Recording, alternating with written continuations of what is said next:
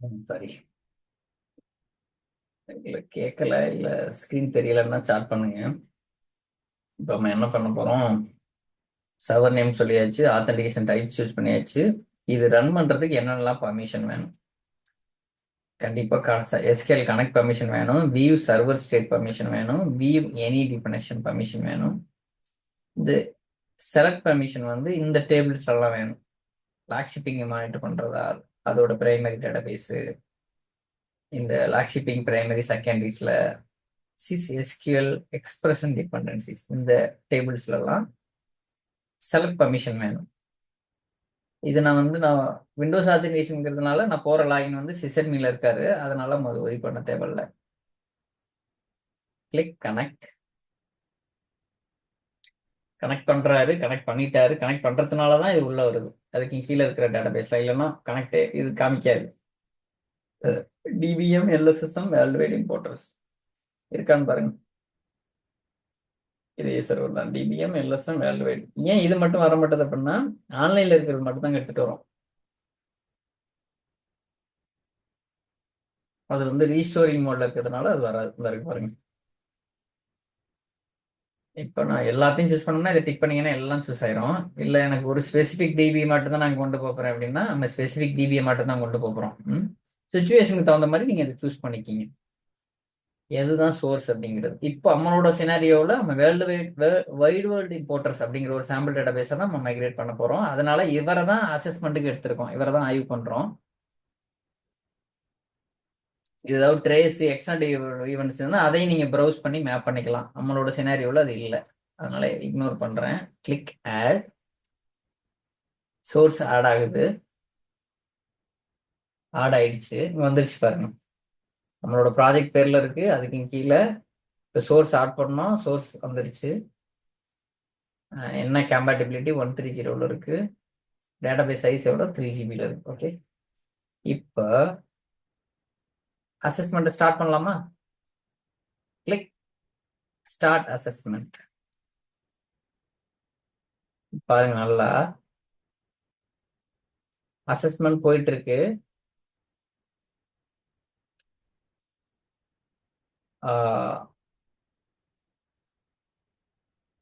Target என்னங்கிறதே நம்ம சொல்லிட்டோம், 2022. World என்ன டேட்டாபேஸ் பேரு, என்ன வெர்ஷன் சோர்ஸ், என்ன கம்பேட்டிபிலிட்டி லெவல்ல இருக்கு, 130 இருக்கு, எவ்வளவு சைஸ்ல இருக்கு. அசஸ்மெண்ட் இப்போ நடந்துகிட்டு இருக்குது. அந்த சுத்துது பாருங்க, இப்படி சுத்துதுன்னா ப்ராக்ரஸ் ஆயிட்டு இருக்குன்னு அர்த்தம். 2000 நம்ம ப்ராஜெக்ட் பேர் கொடுத்தது வருது பாருங்க. ஆப்ஷன் செலக்ட் சோர்ஸ் டிக் ஆயிடுச்சு. இப்போ ரிசல்ட்ஸ் வந்து காத்துக்கிட்டு இருக்கோம். இது முடிஞ்சிச்சுன்னா இதுவும் டிக் ஆயிரும். நம்ம அதுக்கப்புறம் ரிப்போர்ட்டை எக்ஸ்போர்ட் பண்ணிக்க வேண்டியதான் இந்த டிஎம்ஏ டூல் மூலமா. இது ரொம்ப யூஸ்ஃபுல்லான டூல். அது ரொம்ப ஸ்பீடா எல்லாத்தையுமே எடுத்துரும். ஆய்வு பண்றதா இருக்கட்டும், நம்ம மைக்ரேட் பண்றது ரொம்ப ஃபாஸ்டா பண்ணலாம். இதுல நீங்க நார்மலா பேக்கப் எடுத்து இன்னொரு வெர்ஷன்ல போய் ரீஸ்டோர் பண்ணி காப்பி பண்ணி இது எல்லாமே இந்த டூலை பார்த்துக்கும் ஈஸியா.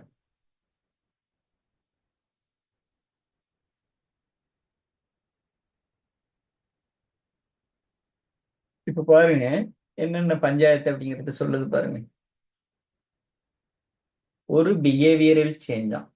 என்ன சேஞ்ச்னா, turn on auto growth for all data and log files after the migration is completed on the data target server.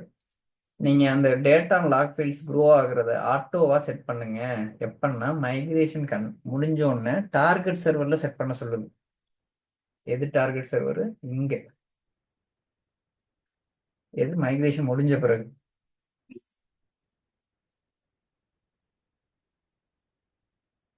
இங்க இப்ப கரண்டா இந்த இந்த இது வந்து ஆட்டோ growth ஆப்ஷன் யூஸ் பண்ணல அப்படின்னு சொல்றது பாருங்க. போய் பார்க்கலாம் ஆட்டோ growth ஆப்ஷன் யூஸ் பண்ணாம இருக்குதான்னு. இந்த டிபி தானே நம்ம எடுத்துக்கிட்டோம் ஆய்வு பண்றதுக்கு. ப்ராப்பர்ட்டிஸ், எந்த ஃபைல் வந்து ஆட்டோ growth ஆப்ஷன் இல்லைன்னு சொல்லுது? இந்த ஃபைல்.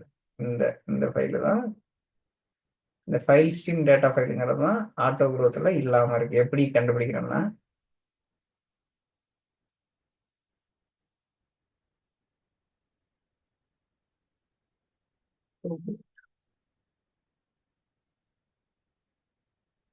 இந்த ஆப்ஷனே வர மாட்டேது. ஓகே, இந்த இன் மெமரி டேட்டா ஃபைலுக்கு இதை நம்ம இக்னோரே பண்ணலாம். ஆட்டோ growth வந்து எனேபிள்ல வராது. இன் மெமரி டேட்டா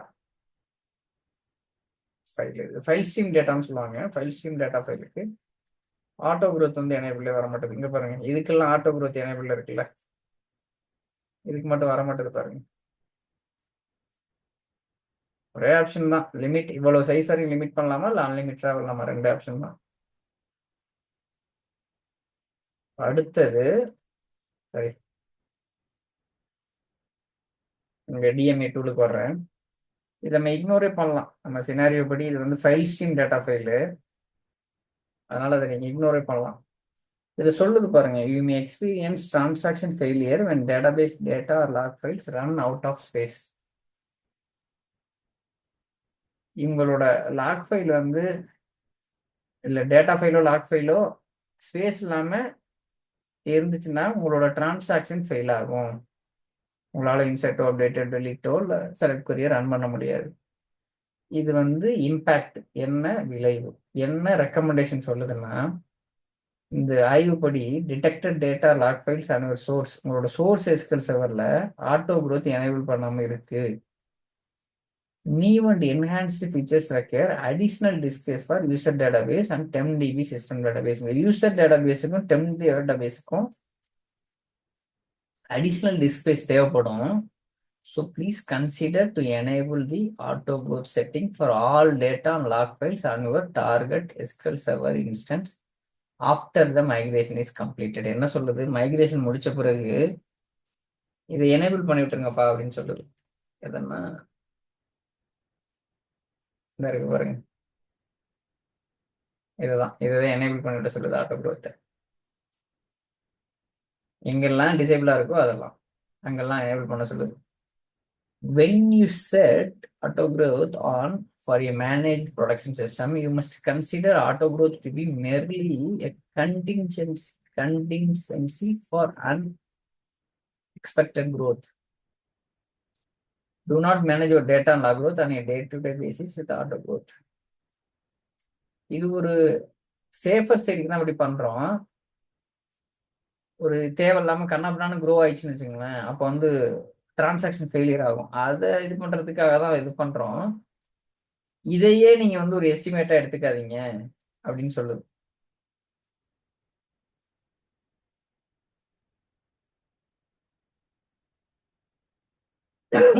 சரி,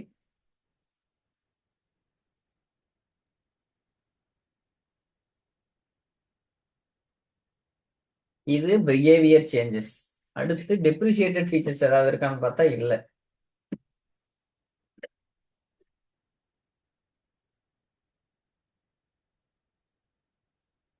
ஏதாவது இன்ஃபர்மேஷன் இஷ்யூ, அதுவும் இல்லை.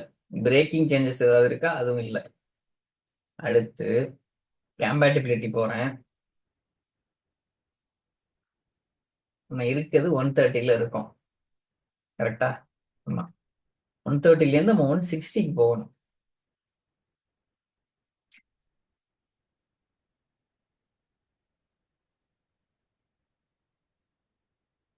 வந்து 130 இது எப்படி பாக்குறதுன்னா, ரைட் கிளிக், ப்ராப்பர்ட்டிஸ்,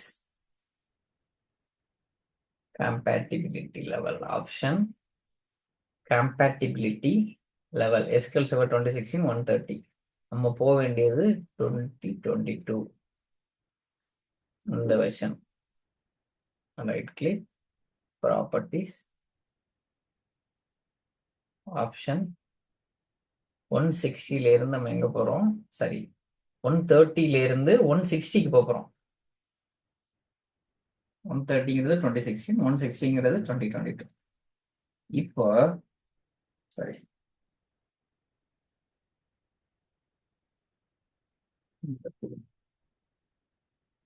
இப்போ ஆய்வு பண்ணியாச்சு. ஒரே ஒரு இது அதுவுமே இக்னோர் பண்ணலாம், அது வந்து ஃபைல் ஸ்ட்ரீம்ங்கிறதுனால அதை நீங்க இக்னோர் பண்ணலாம். ஆனா நிறைய பாத்தீங்கன்னா இங்க ஒரு பிரச்சனை, இங்க இருக்கும் பிரச்சனை. ப்ரொடக்ஷன் நீங்க ஒரு அப்ளிகேஷன் டேட்டா பேஸ் அது மாதிரி கொண்டு போகும் பொழுது, ஆய்வு பண்ணும் பொழுது ஏகப்பட்ட இஷ்யூ வரும். நம்ம சாம்பிள் டேட்டா பேஸ் தான் எடுத்தேன், அதுல ஏதாவது இஷ்யூ வரும்னு பார்த்தா அது வரல. இப்போ எக்ஸ்போர்ட் ரிப்போர்ட், கிளிக் எக்ஸ்போர்ட். நீங்க அதை சேவ் பண்ணி வச்சுக்கலாம். என்ன பேர் வச்சுக்கலாம்?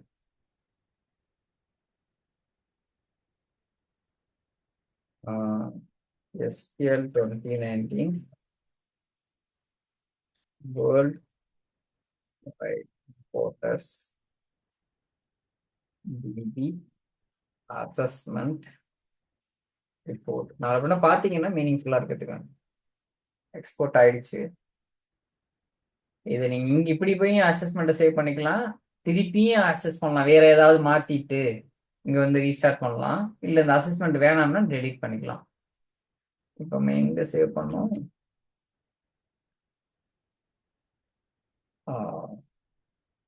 சரி, இ டிரைவா?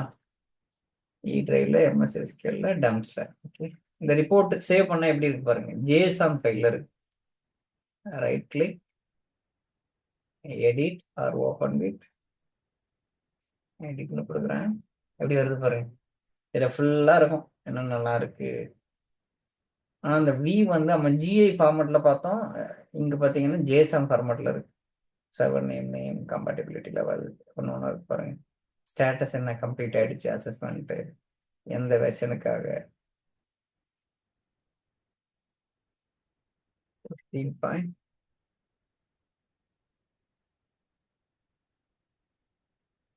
15 பாயிண்ட் இருக்கும்ல, அதுதான் சொல்லு. 15லேருந்து 16 வர்றது இங்க இருக்கு பாருங்க. 15 பாயிண்ட் என்ன ரெக்கமெண்டேஷன் சொல்லுது? ஒரே ஒரு பிஹேவியர் சேஞ்ச் மட்டும்.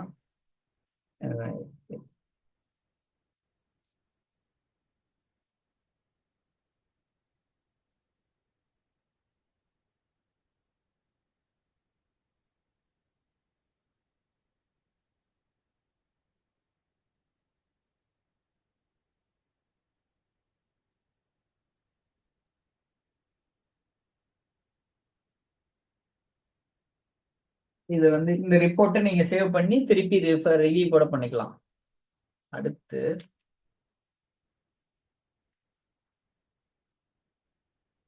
இதை வந்து சேவ் பண்ணிக்கலாம். சேவ் அசஸ்மெண்ட் திருப்பி நீங்க ரன் பண்ணிக்கலாம்.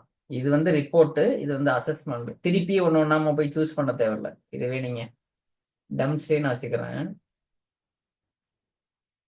இப்ப உள்ள போய் டிபியில ஏதோ ஒரு மாடிஃபிகேஷன் பண்றேன். இதுல ஃபைல் ஸ்ட்ரீம்ங்கிறதுனால எனேபிள் பண்ணக்கூடாது ஆட்டோ குரோத். இல்லை வேற ஏதோ ஒரு மாடிஃபை பண்றேன், இம்ப்ளிமெண்ட் பண்றேன்.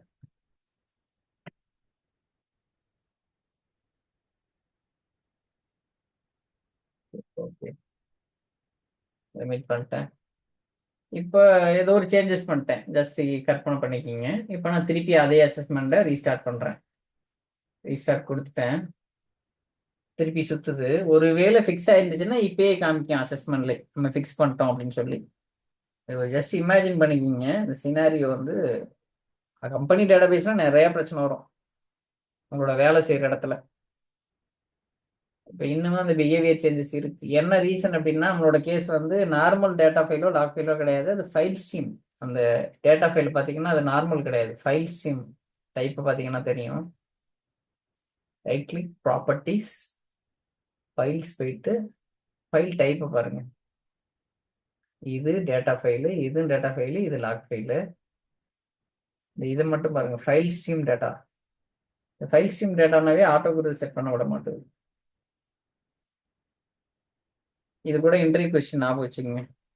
File stream data of type file not allowing to set auto growth.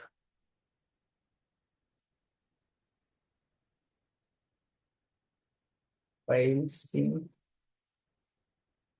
data file not allowed to set auto growth.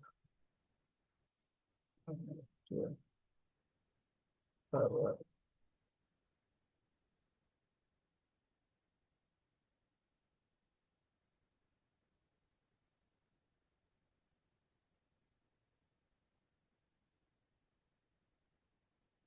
As like normal data log file. Normal data log ஃபைல்ல set பண்ண முடியும்.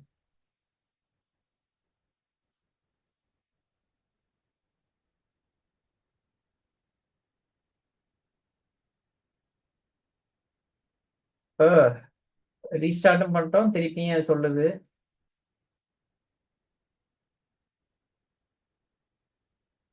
நீங்க stage by ஸ்டேஜா கூட போய் பார்க்கலாம் ஒன்று ஒன்றா. இதுல என்ன வருது, இதுல ஃபிக்ஸ் ஆயிருக்கா, இதுல ஃபிக்ஸ் ஆயிருக்கா, இதுல ஃபிக்ஸ் ஆயிருக்கான்னு. நம்மளுக்கு எல்லாமே ஒரே மாதிரி தான் இருக்கு. இது வேணாம் அப்படின்னா நீங்க டெலீட் பண்ணிட வேண்டியதான். Delete assessment. Or about to delete the assessment and the results collected on the database you are planning to migrate. You can export and save the results before deleting the assessment. நம்ம ஏற்கனவே export பண்ணிட்டோம், அசஸ்மெண்ட்டையும் save பண்ணிட்டோம், அதனால we can delete. delete பண்ணலாமா? Click yes. delete ஆயிடுச்சு, அவ்வளோதான்.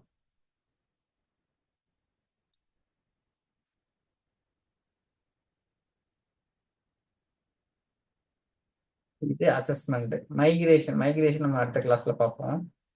ஒரு டேட்டாபேஸை எப்படி ஆய்வு பண்றது அப்படின்னு தெரிஞ்சிருச்சுல. எப்படி ஒரு ப்ராஜெக்ட் கிரியேட் பண்ணி பேர் கொடுத்து எந்த சோர்ஸ் சர்வரு, என்ன டார்கெட் டைப்பு, இதெல்லாம் சூஸ் பண்ணி என்ன வெர்ஷனு, டார்கெட் வெர்ஷன் என்ன, இதெல்லாம் சூஸ் பண்ணி அசஸ்மெண்ட் பண்றது எப்படி அப்படின்னு நம்ம கத்துக்கிட்டு இருக்கோம். இந்த டேட்டா மைக்ரேஷன் அசிஸ்டன்ட்ங்கிறது ரொம்ப ஹெல்ப்ஃபுல்லான டூலு.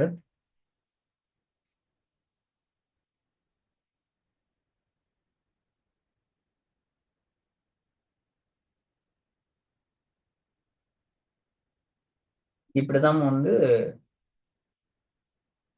நல்லா பாருங்க, நம்மளுக்கு வந்தது பிஹேவியரல் சேஞ்சஸ் வந்துச்சு, பிரேக்கிங் சேஞ்சஸ் வரும் எந்த ஃபீச்சர்லாம் சப்போர்ட்டே இல்லை அப்படின்னா. Performance improvement. பிஹேவியர் சேஞ்சஸ்ன்னு பாருங்க ஒர்க் ஆகும், ஆனா வேற மாதிரி பிஹேவ் ஆகும். பிரேக்கிங் சேஞ்சஸ்ங்கிறது அந்த ஃபீச்சரே சப்போர்ட் பண்ணாது. பெர்ஃபார்மன்ஸ் இம்ப்ரூவ்மெண்ட்ஸுங்கிறது ஏதாவது புதுசாக ஏதாவது ஃபீச்சர்ஸ் வந்து உங்களோட ஒர்க்லோட ஆப்டிமைஸ் பண்ணுறதுக்கு ஹெல்ப் பண்ணுமா, இல்லை கம்பேட்டிபிலிட்டி இஷ்யூ, வெர்ஷன் வேற வேற மாறுறதுனால கம்பேட்டிபிலிட்டி ரிலேட்டடாக ஏதாவது இஷ்யூ வருமா?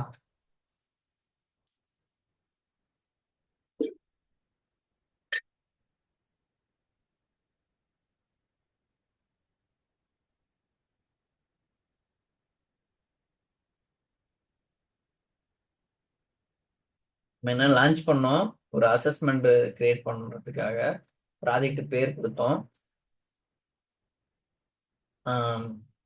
அப்புறம் என்ன வெர்ஷனை வந்து சூஸ் பண்ணோம், எந்த வெர்ஷனுக்கு மைக்ரேட் பண்ண போகிறோம், அடுத்து கிரியேட் பண்ணோம், அடுத்து சோர்ஸு என்ன வெர்ஷன், என்ன ஆத்தன்டிகேஷன் டைப்பு. நம்ம வந்து விண்டோஸ் லாகின்ல ரன் பண்ணுறதுனால விண்டோஸ் ஆத்தன்டிகேஷன் ரன் கொடுத்தேன். இல்லை எஸ்கியூஎல் ஆத்தன்டிகேஷன்னா எஸ்கியூஎல் ஆத்தன்டிகேஷன் கொடுத்து யூசர் நேம் பாஸ்வேர்டு கொடுக்கணும். நீங்கள் இது கொடுத்தீங்கன்னா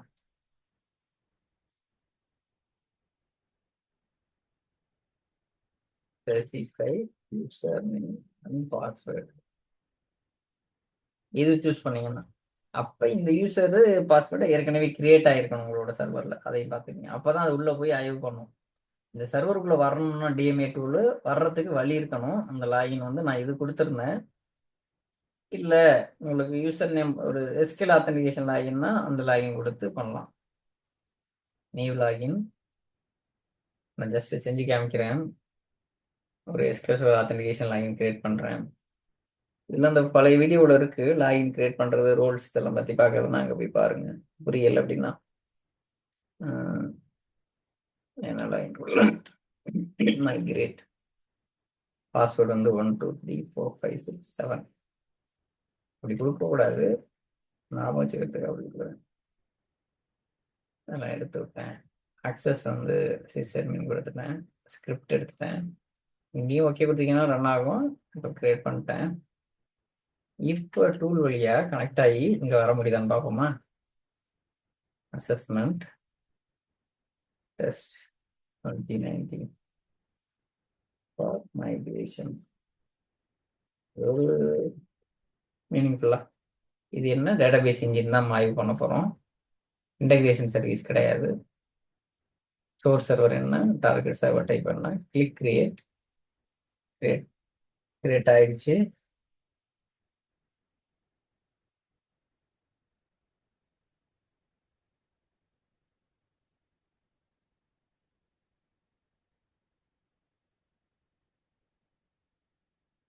கிளிக் நெக்ஸ்ட். என்ன இதுன்னு கொடுக்குறோம், விண்டோஸ் ஆத்தன்டிகேஷன் கொடுத்தோம், அதை விட்டுட்டு எஸ்கியூஎல் சர்வர் ஆத்தன்டிகேஷன் கொடுக்குறேன். பேர் என்ன ஞாபகம் இருக்கா? மைக்ரேட்டா.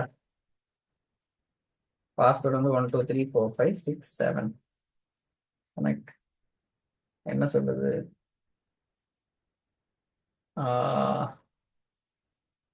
Login fail for user migrate. Migrate தானே கொடுத்தேன்.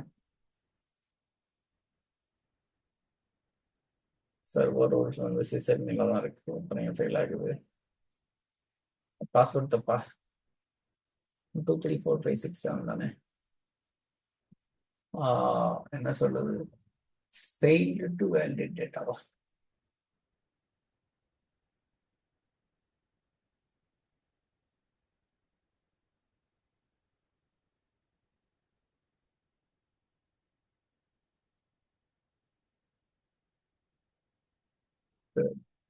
மைக்ரேட் 2 தானே சர்வர் நேம். எஸ்கல் சர்வர் 02 தான். ஃபெயில் ஆகுது. SQL server authentication migrate 1 2 3 4 5 6 7. Correct தானே? Connect. Connect to the server validator failed.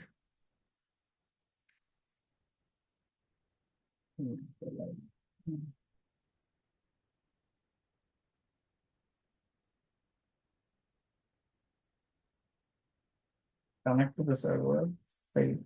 Connect SQL.